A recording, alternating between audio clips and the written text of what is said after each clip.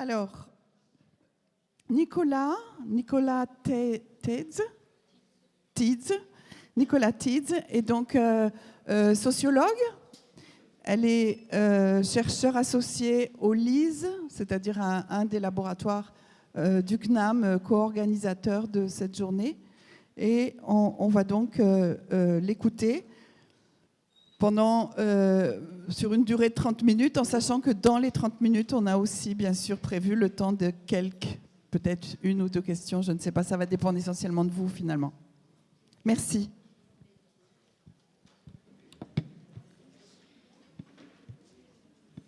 Je commence par une citation assez longue. Donc, la procédure a duré 5 ans.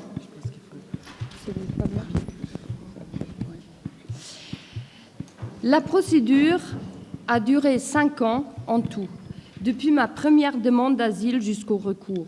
5 ans d'attente, sans savoir si oui ou non. Et à la fin, on a eu le rejet. Comme j'étais toujours à l'hôpital, les assistantes sociales ont demandé pour moi un titre d'étranger malade à la préfecture du Doubs. Et en mai 2005, enfin une bonne nouvelle. J'ai eu ma première carte de séjour valable 1 an. Mais j'étais toujours à l'hôpital. Les enfants étaient en relais parental. Maintenant, ça fait trop longtemps que ça dure. Il va falloir les placer dans une famille d'accueil, m'a dit l'assistante sociale. Vous n'êtes pas capable de vous en occuper. Et là, ça a été le déclic. J'ai décidé de m'en sortir. Pour eux, j'ai choisi de guérir. Et j'ai réussi à sortir de l'hôpital. Mais j'avais peur de tout. Un matin, je me suis dit que la seule méthode pour aller mieux, c'était de travailler. Travailler, apprendre, les livres. Cette citation provient de la pièce de théâtre Papier, écrite par Violaine Schwartz à partir des entretiens qu'elle a faits avec des réfugiés, des acteurs associatifs et administratifs à Besançon et à Paris. Le passage cité nous renvoie aux efforts des personnes en exil de se frayer une marge de manœuvre face aux contraintes, dangers et obstructions qui les entourent. Ainsi, l'exil représente un processus marqué à la fois par l'avant de l'exil, le moment de s'enfuir, et par l'après de la route de l'exil proprement dite.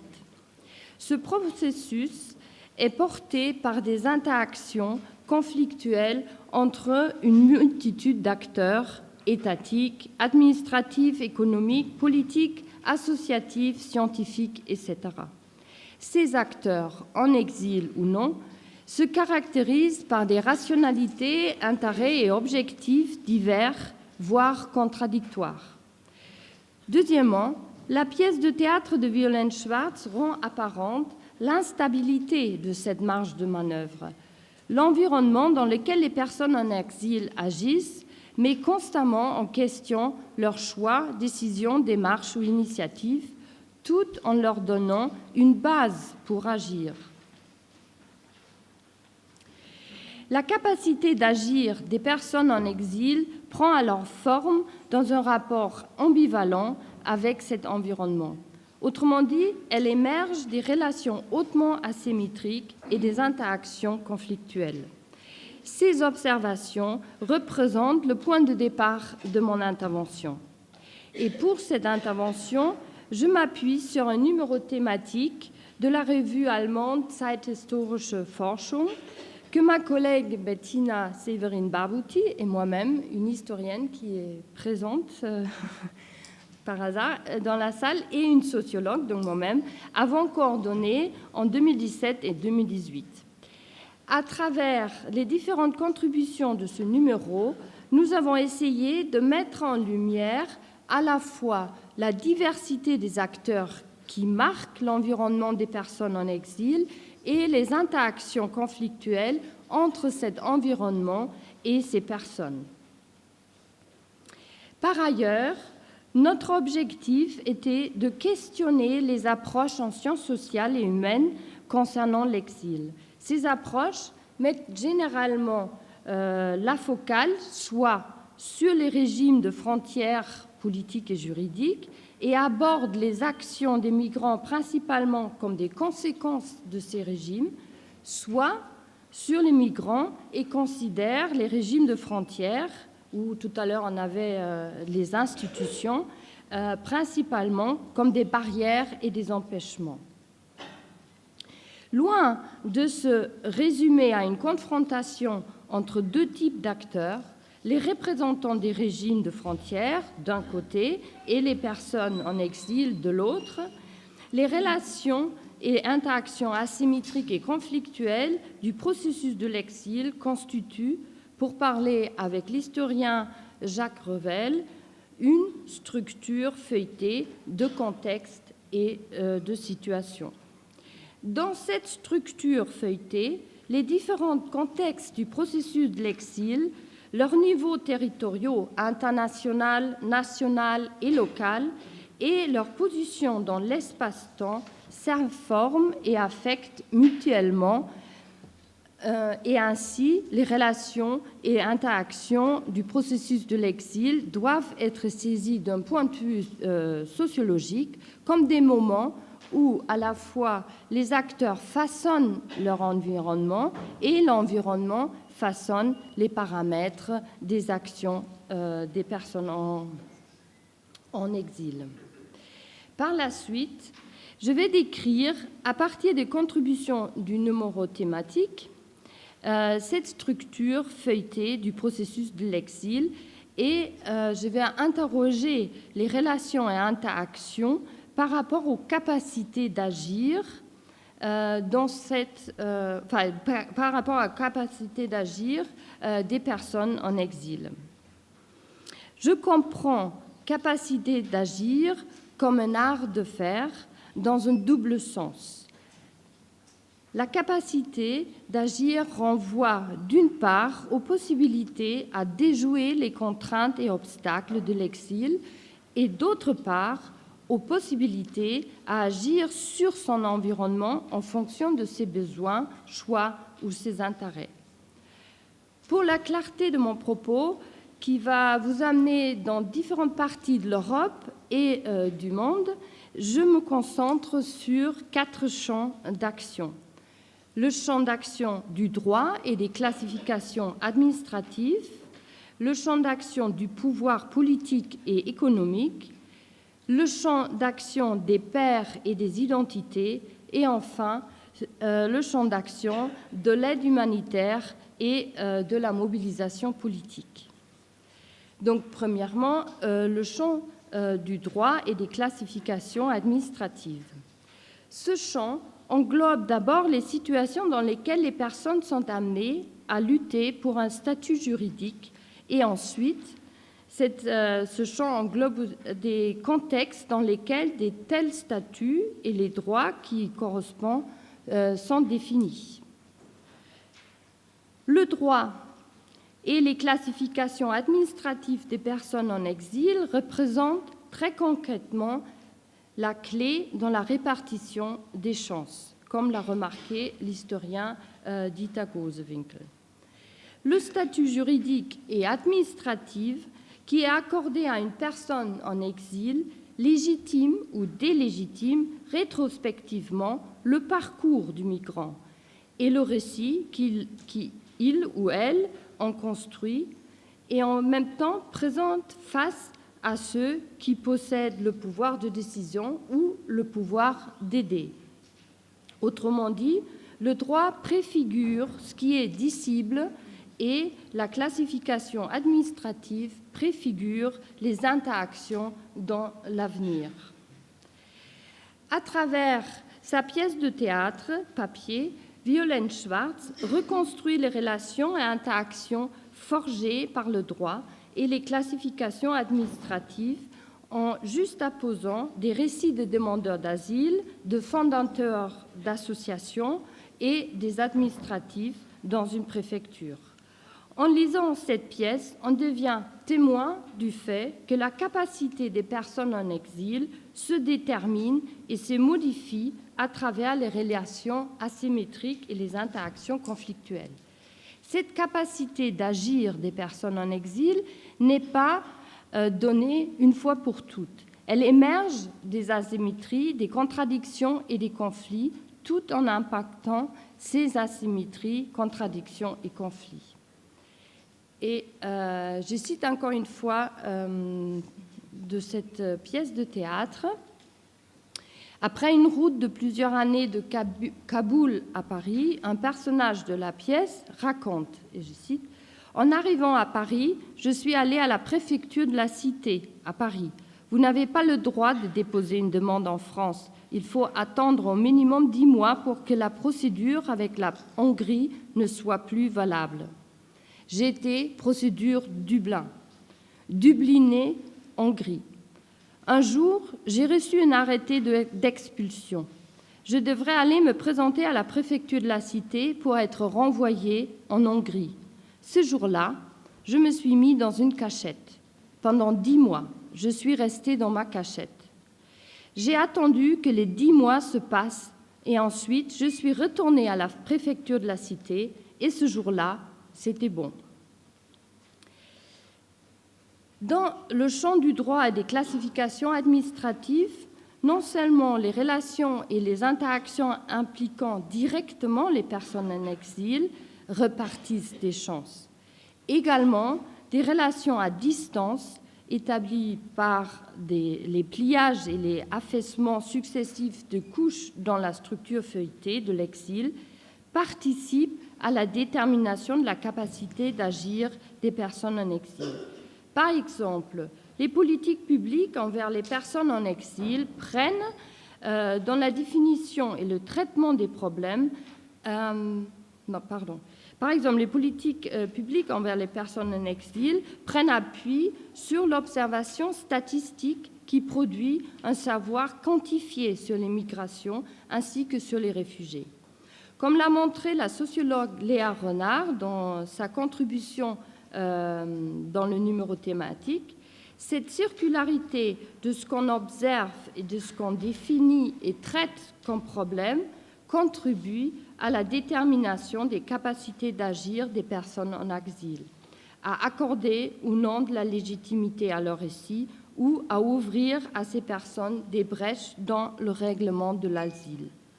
Léa Renard explique par exemple qu'à partir de 2015, le grand nombre de réfugiés arrivés en Allemagne amène les représentants étatiques à caractériser le problème de leur intégration dans le marché du travail et donc à demander aux acteurs sociaux et économiques des efforts d'intégration. Par la suite, la description statistique évolue et met en lumière les qualifications professionnelles des demandeurs d'asile.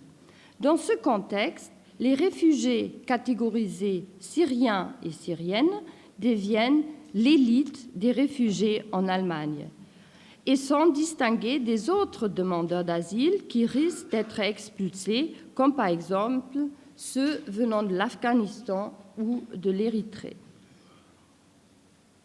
Et j'arrive à un deuxième champ de relations et d'interaction intervenant dans la détermination des capacités d'action des personnes en exil, le pouvoir politique et économique. L'historienne Julia Eichenberg démontre très finement dans son article « Le pouvoir sur la route de l'exil des gouvernements européens à Londres de 1940 à 1944 » comment les interactions entre la capacité d'agir des exilés politiques européennes façonnent leur environnement à Londres. Je m'excuse pour...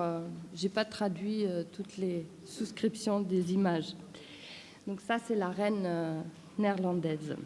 Ces exilés arrivent en effet à constituer entre 1940 et 1944 un microcosme politique qui agit sur les gouvernements britanniques et américains, mais aussi, dans une autre manière, sur le gouvernement soviétique.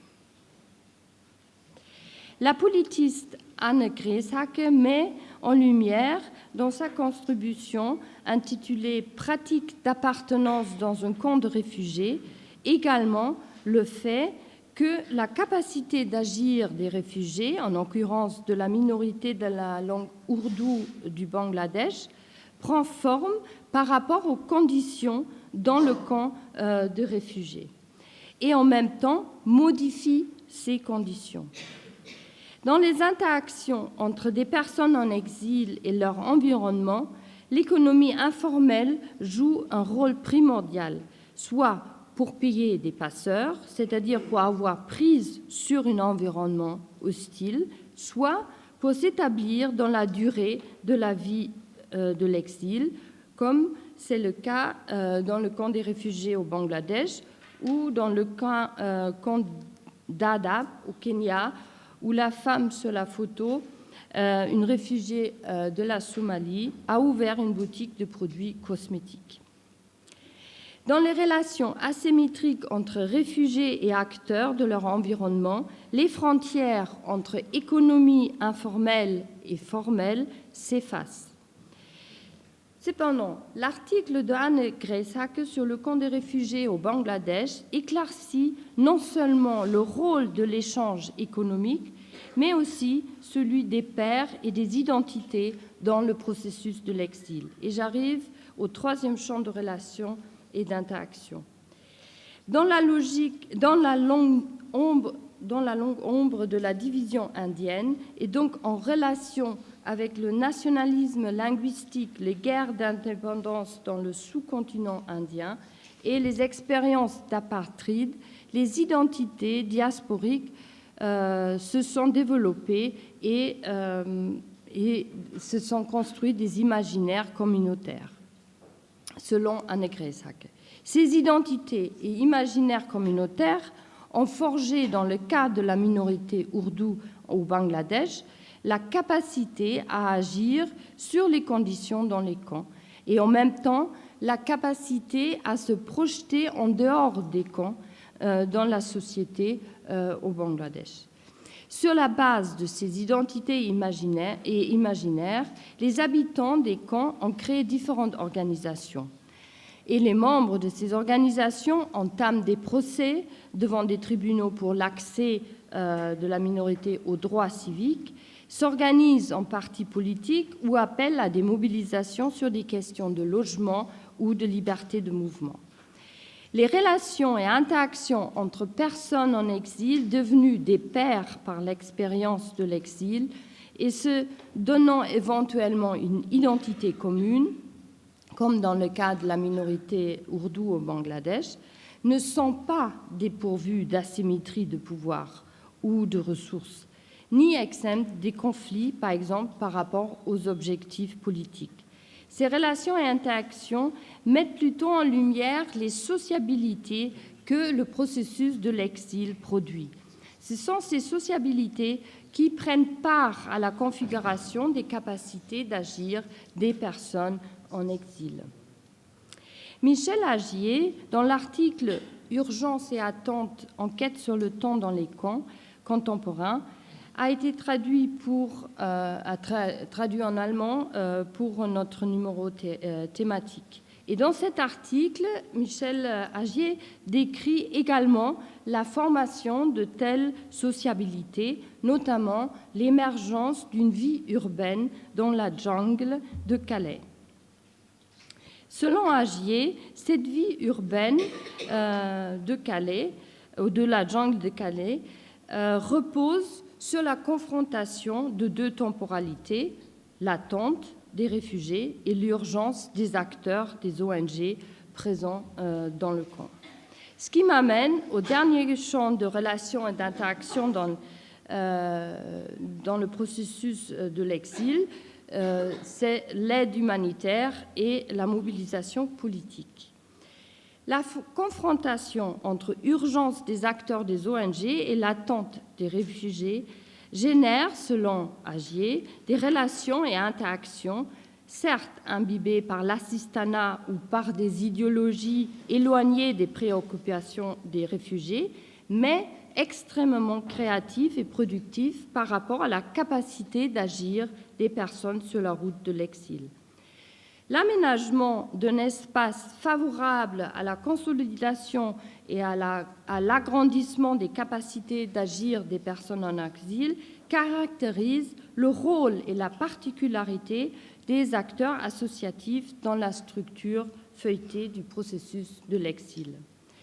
Dans notre numéro thématique, l'historien Sebastian Musch en donne un exemple par son analyse du livre, c'est un livre-rapport qui s'appelle « The Jewish Refugee » que Arié Tartakovas et Kurt Grossman ont écrit pour le World et American Jewish Congress en 1944. Dans ce livre-rapport, les deux auteurs analysent le contexte politique des Juifs fuyant l'antisémitisme en Allemagne et la guerre d'anéantissement menée par l'armée allemande et le gouvernement national-socialiste. Et ils réfléchissent sur les différentes solutions pour les réfugiés. Ce livre-rapport reflète non seulement que les organisations d'aide tentent de créer des opportunités et d'intervenir à tous les niveaux de la structure feuilletée pour aménager de l'espace pour les capacités d'agir des personnes en exil. Il met également en évidence les passages de rôle du ou de la réfugiée à l'engagement associatif, politique et intellectuel. L'ancien réfugié peut devenir un acteur associatif ou un fondateur d'une ONG, justement parce que ce champ permet d'affirmer la capacité d'agir des personnes en exil, d'engager des relations et interactions sur la base du droit et des classifications administratives et de faire jouer le pouvoir politique et économique dans la perspective des personnes en exil. En guise de conclusion, je voudrais juste illustrer cette triangulation des champs au nom de la capacité d'agir des personnes en exil. Albert Otto Hirschman, le socio-économiste hétérodoxe américain, quitte l'Allemagne en 1933 pour la France. Durant ses études à Paris, Londres et Trieste jusqu'en 1938, il part pour quelques mois en Espagne pour combattre les franquistes. Puis, il s'engage en tant que volontaire dans l'armée française jusqu'à l'armistice. Ensuite, il passe dans la clandestinité et travaille comme passeur pour une organisation d'aide américaine qui permet, sous la coordination d'un journaliste américain, Varian Fry, à Marseille, à plusieurs milliers de personnes de quitter l'Europe. Fin 1940, la carrière de passeur d'Albert Hirschman prend fin. Il est obligé de fuir lui-même vers les États-Unis, où il publie par la suite son célèbre livre, bon là je l'ai traduit, Voix, sortie et loyauté, réponse face au déclin des entreprises, organisations et des institutions étatiques. Ce livre, qui permet d'analyser les conditions d'émergence de l'action collective, repose, d'après les mots introductifs de Hirschman pour la traduction allemande de l'ouvrage, sur ses propres expériences en tant que réfugié. Et je le cite, « L'origine réelle du livre pourrait bien être un sentiment de culpabilité soigneusement réprimé qui est tout simplement là, même s'il semble rationnellement absurde. » Merci pour votre attention.